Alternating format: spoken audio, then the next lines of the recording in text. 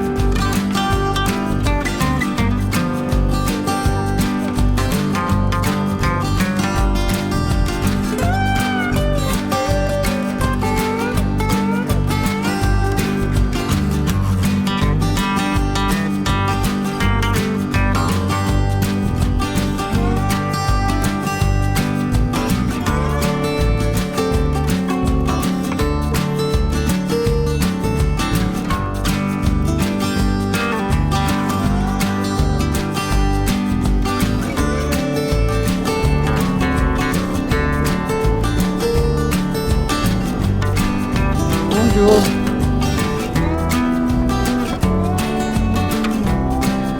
We're not due. We're due tomorrow, yeah.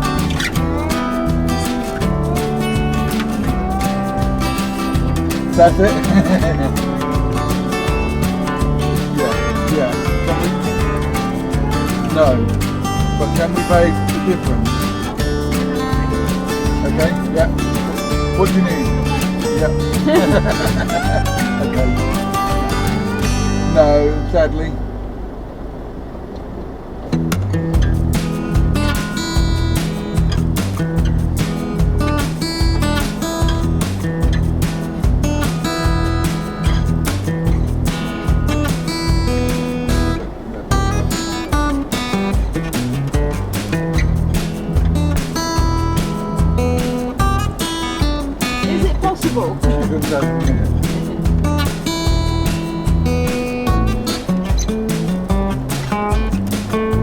Really? Oh wow, that's very impressive. We didn't expect that. We thought maybe €30. Wow. Okay. Maybe it was hot.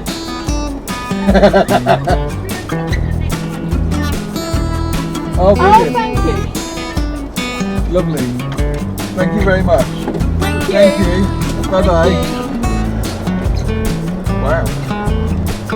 For free. Didn't expect that. We're going for free.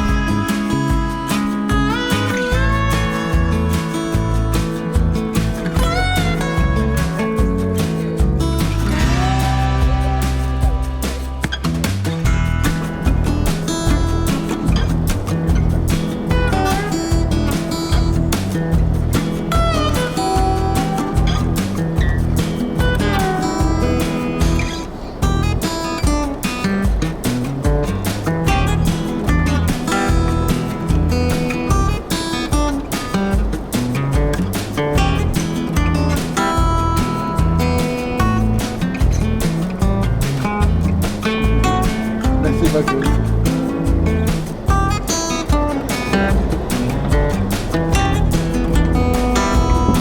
Stay on here then. Yeah.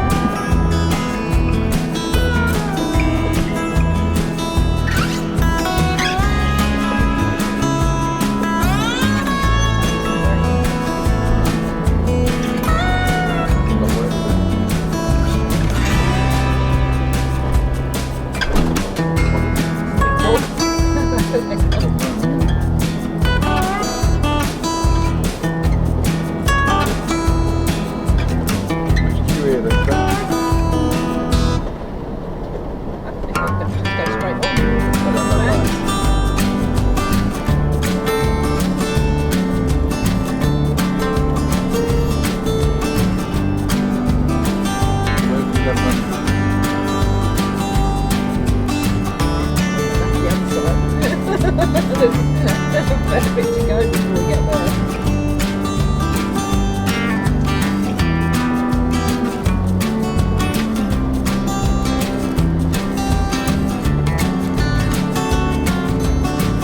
Hello. Yeah. No worries, yeah.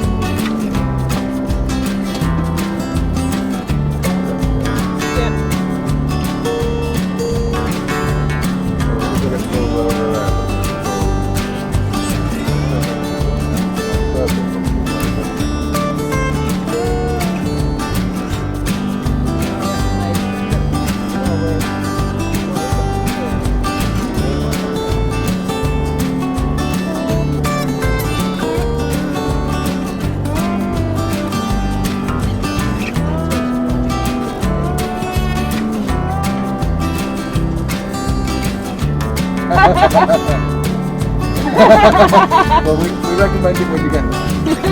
Alright. Thank you. Thank you.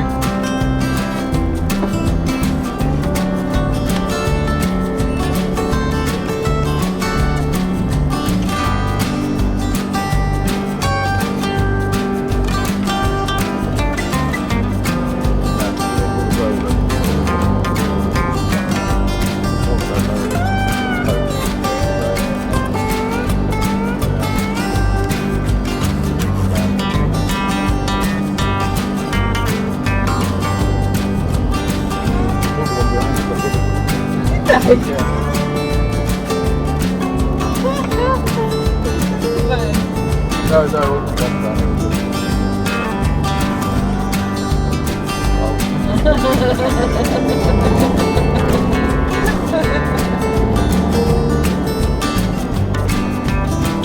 Oh, well, really? You're going to go that way. It was 1,000. Yeah. Oh, that's not that late.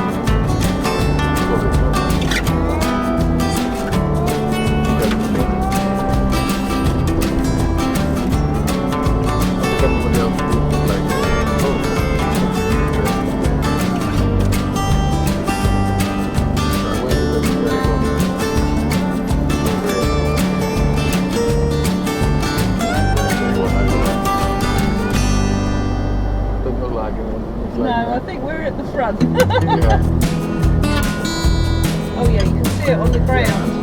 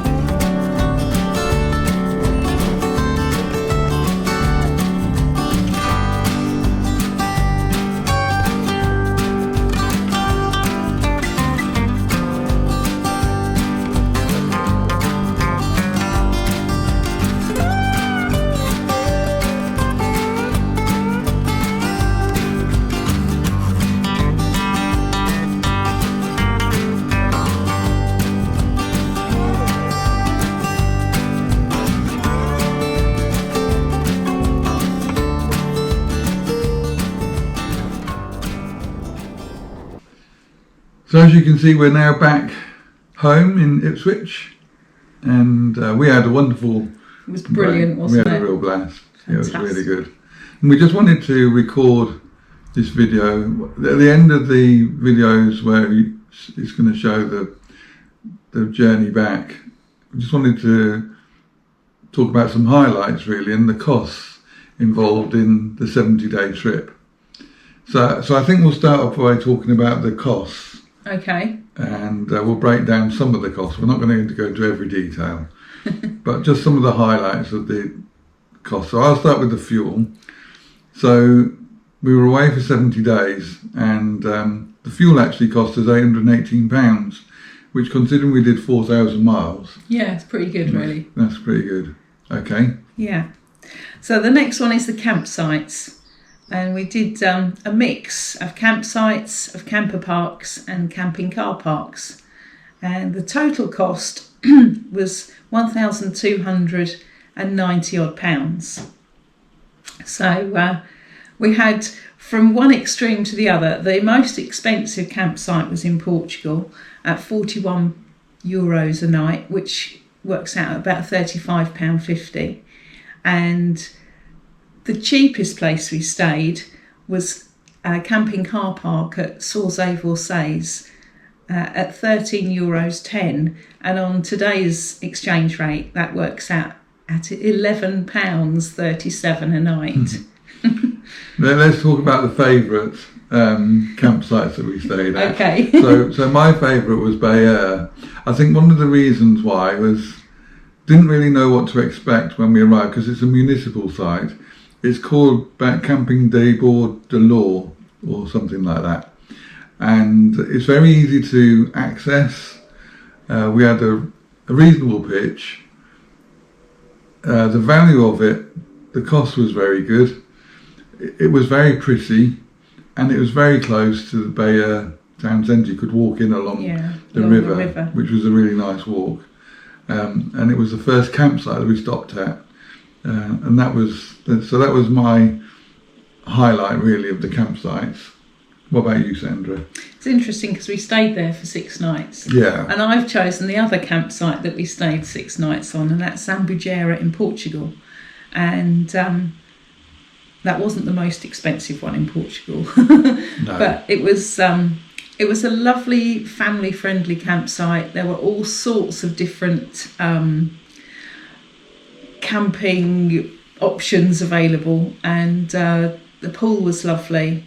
There was nice on-site facilities, and the town was just a short walk away to see the beach, and there was just some lovely activities happened there, wasn't it? There was Pentecost at the church that evening, and it was just a nice place to be. Yeah, it was a good place. So then the crossings. Now, when we booked the crossings, we had our dog Buster was still alive, so we actually paid for him to cross with us on the shuttle, on the train, but actually they refunded us that. But we also paid for him for a pet lounge, which involved us on the P&O on the return journey on the ferry. So the shuttle were very good, and they refunded us the charge for him. P&O. Well, they swapped the pet lounge tickets for club lounge tickets. So in the pet lounge, you get you have to pay for the adults as well as the dog, and you get complimentary drinks. And there's they do certain seating, so it's easy to sit there with your dog. And there's dog treats and water and that sort of thing for them. Yeah. So we were expecting sort of nice, comfortable seating and perhaps some complimentary drinks in the club lounge. How did that work out? That was superb. We were greeted and given a tour of the club lounge area with your own toilets and a shower and very comfortable areas to sit in, one seat in that area outside. But the thing that blew us away was the most was that there was a buffet which was free of charge, and it was hot food as well as cold food, and a nice variety, and it was all free, and drinks as well. It was included in the price of the club lounge. which is about £60, I think, £30 each roughly. Yeah. So it equates very similarly to the pet lounge, but you get so much more in that club lounge. It was incredible. So it's definitely worth the drinks, the service. No queues. It was such a lovely place to be. So peaceful, yeah. It was a massive treat at the end of our holiday. We had no idea what to expect. No. And it blew us away, really, didn't it? It did. We felt really blessed. Yeah. Okay, so that was a crossing. So they cost us £310.98, which I don't think is too bad. So it's only about £155 per crossing. Yeah. Laundry? Well, this was something, when you're away for a week or 10 days or a fortnight or something, you tend to do it when you get home. This was something completely different because being away for so long, you have to do all your sheets and your towels and all those sort of things as well as your clothes as you're going along. Well, that cost us £62 along the way, and it ranged from sort of £3.50 a wash to €3.50 a wash to €5 or €6 a wash. We even experimented using a Revolution style one, at an Orkin shop. So that was, and that was a massive machine, wasn't it? Was it 10, that took everything. Was it 10 kilos or something? Something like that, yeah. Anyway, it was good. It was a good one, yeah. And we did our shopping while the washing was happening outside, so that was really good. Yeah. Now the next thing is tolls.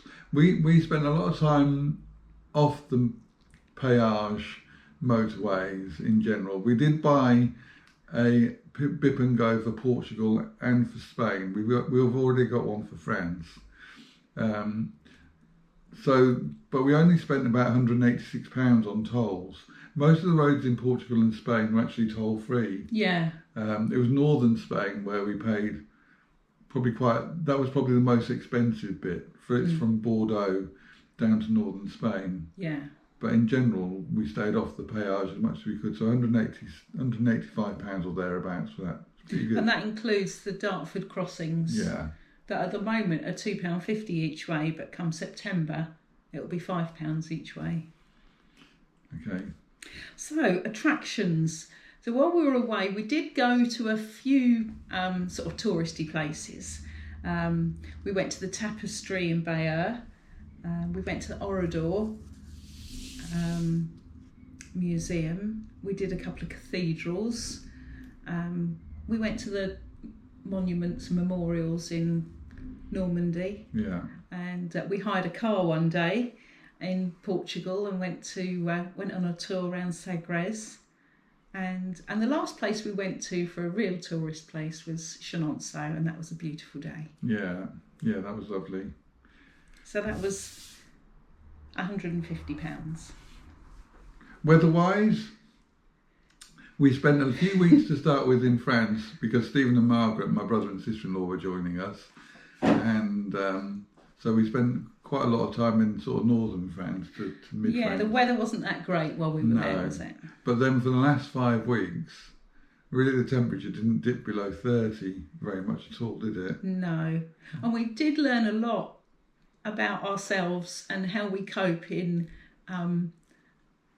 high temperatures, and that we don't cope so well, and our clothing isn't really it's too thick for those sort of temperatures. So we learned a lot about sort of different things that we'd need to take, and one of the essential things that had been thrown out of the motorhome because it hadn't been used for so long was a fan. Yeah. And that was a bad idea. It was a bad move. So there's a few things we need to adjust if we were to do this again. Yeah.